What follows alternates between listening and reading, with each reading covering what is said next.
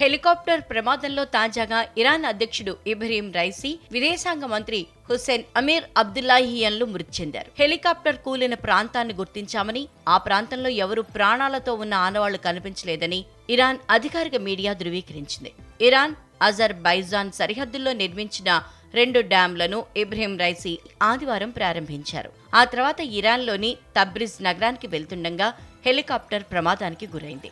మరోవైపు అజర్బైజాన్ కు 3 హెలికాప్టర్లు వెళ్లగా, ఇరాన్ దేశాధ్యక్షుడి రక్షణ కోసం వెళ్లిన 2 హెలికాప్టర్లు సురక్షితంగానే ఉండగా, ఇబ్రహీం ప్రయాణిస్తున్న హెలికాప్టర్ మాత్రమే ప్రమాదానికి గురి కావటం పట్ల అనుమానాలు తలెత్తుతున్నాయి. దీని వెనక ఏవైనా కుట్రకోణం ఉందా అని సందేహాలు వ్యక్తమవుతున్నాయి. ఇరాన్ అధ్యక్షుడి మరణం వెనక ఇజ్రాయెల్ ఇంటెలిజెన్స్ ఏజెన్సీ మొసాద్ హస్తం ఉందని నెటిజన్లు అనుమానం వ్యక్తం చేస్తున్నారు. ఇది ప్రమాదం కాదని ఖచ్చితంగా మొసాద్ స్కెచ్ అని కామెంట్స్, పోస్టులు పెడుతున్నారు. ఇటీవల ఇరాన్ ఇజ్రాయెల్ పై డ్రోన్లు, క్షిపణుల వర్షం కురిపించింది.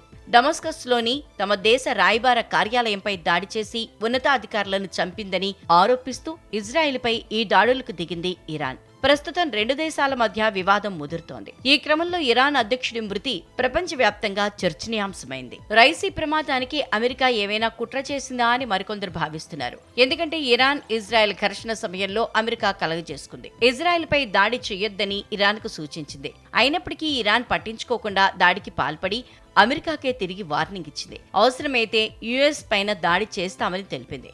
అనంతరం అమెరికా ఇరాన్ పై ఆంక్షలు విధించింది. అంతేకాక రైసీ ప్రయాణిస్తున్న విమానం కూడా అమెరికా తయారు చేసిన బెల్ 212 హెలికాప్టర్ కావటం గమనార్హం. దీంతో రైసీ మృతికి యుఎస్ ఏమైనా కుట్ర చేసిందా అని పలువురు అనుమానం వ్యక్తం చేస్తున్నారు.